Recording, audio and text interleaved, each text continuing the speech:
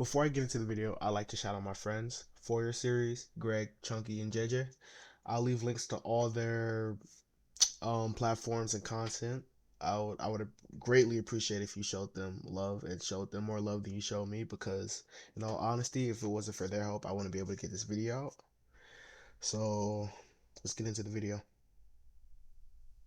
Byron Murphy II is known around the league circles as one of the best young defensive tackles in football. Since he was drafted, he's ushered in a new wave of how veterans and young defensive tackles approach the position from a technical standpoint. There's a common misconception among fans that defensive tackle play is all about sacks, highlights, arm tackles through blocks, and being absolute freak athletes like Aaron Donald or Quinnen Williams. But in reality, it's about setting up your teammates and especially your linebackers. In a traditional sense, it's always about team first. This topic isn't and probably never will be glamorous, and because, in all honesty, it's nuanced and very scheme dependent. Byron Murphy II is part of a specific archetype, versatile defensive lineman who can do everything asked of them. But to understand him, you need some background. If you already know what I'm gonna say, skip to this timestamp, and otherwise, let's begin. When we talk about nose tackles, we're talking about one of the least glamorous but most important positions in football. Their history is fascinating because the role has evolved as offenses and defenses have changed. If we go back to the 1940s and 50s, before the term nose tackle, defenses ran 5 or 6 man fronts. The guy in the middle, called the middle guard at the time, lined up directly over the center. He wasn't the biggest and he wasn't a specialist. He just happened to be the guy that lined up on top of the center at the time. That changed in the 1970s with the rise of the 3-4 defense. With only 3 true down linemen, the middle guy who had to take the center, command double teams, and free up 4 linebackers to make plays. That's when the modern nose tackle was born. Through the 1980s and 90s, the nose tackle was the centerpiece of great defenses. Think of the Steelers or Dolphins. That big man in the middle was everything. Legends like Fred Smirles, Ted Washington, and Tony Siragusa embodied the role.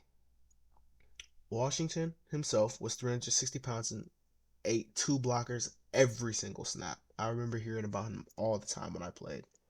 Siragusa wasn't flashy, but was the heart of the Ravens' record-setting 2000s defense. This was the golden age of the nose tackle, immovable anchors who let everyone else shine.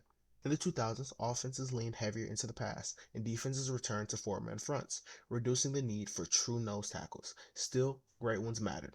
Vince Wilfork is a classic example. Massive, quick, able to stuff the run and collapse the pocket. Casey Hampton was another, anchoring those Steelers defenses behind Troy Polamalu. Even with the league changing, the best defenses still built around their nose. And that leads us to today, with Byron Murphy. An incredible watch, by the way. But before I get ahead of myself, first things first. Byron's game starts with raw explosiveness and power. He's extremely wide in the legs, and it's not for show. And his trademark knee drop technique has taken the football world by storm. Disclaimer, he didn't invent it, but his use of it during the draft process popularized it in a huge way. So what is it? The knee drop is exactly what it sounds like. When faced with a double team, Murphy will drop onto one knee. He's so proficient that he can stop mid-explosion, pause his momentum, and immediately sink down. This works for several reasons, mostly for leverage. Dropping the knee lowers his pads below the blocker's hips. In the trenches, the low man wins. That hip rotation lets him drive power into the one side of the blocker instead of taking them square, twisting them off balance. By sinking, he shifts his mass forward into his punch and extension, making him feel even heavier. Instead of giving his chest, he's harder square and can knife through gaps. Put it all together, and you get a move that's nearly unstoppable unless 2 mauling linemen can match his pad level and drive him off the ball like a sled. Murphy isn't a one-trick pony, though. He flashes real promise in the pass game as a pocket pusher, stunter, even as an ISO rusher against smaller offensive linemen. Take this rep from the 2024 Patriots matchup. 3rd and short against Jacoby Brissett, Murphy starts his rush by stuttering his feet and flashing his hands, baiting the guard into anticipating a move. The hesitation lulls the guard's hands to sleep, leaving his chest open for a bull rush. Normally, an inside bull rush is about collapsing the pocket and throwing the blocker into the QB's lap. Here, Murphy is more disciplined. He's playing contain and constraining the pocket. Once Brissett commits, Murphy hits a swim, squares up, and makes a clean tackle. helped by Boy and Mafe closing from the edge to prevent an escape. Another example, against Kyler Murray, Murphy shows more finesse. He explodes off the snap, attacks the guard's outside shoulder, swipes down both hands, then dips and rips the corner. At 300 plus pounds, the fact that he can bend like that is ridiculous. Kyler tries to get the ball out hot, but the pressure changes the play entirely. Byron Murphy isn't perfect. His knee drop technique has risks. If he doesn't get the knee down fast enough or choose a poor angle, he can get blown off the ball or worse, injured. In fact, one of these reps is where he tweaked his hamstring, and you can see him hobbling after. Beyond that, he's not as massive or as long as someone like Dexter Lawrence. Double teams can overwhelm him if he doesn't win immediately, and while his quickness sets him apart, if he does mistime the snap or the O-line anticipates the move, he can stall out. Overall, Byron Murphy is an amazing talent with relentless motor and advanced technique. He's not the biggest for someone of this archetype, but he might already be the most technically sound young defensive lineman in football.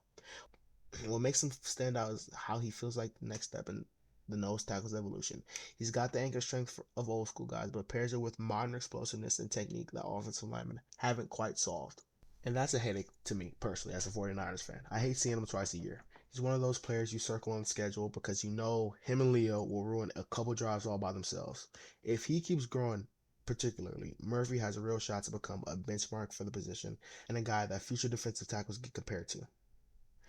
That's all I have today for the short video. Please let me know what you think, what you want more or less of, and what I can improve on. The best way to get your video ideas to me is through Discord, but connecting works as well.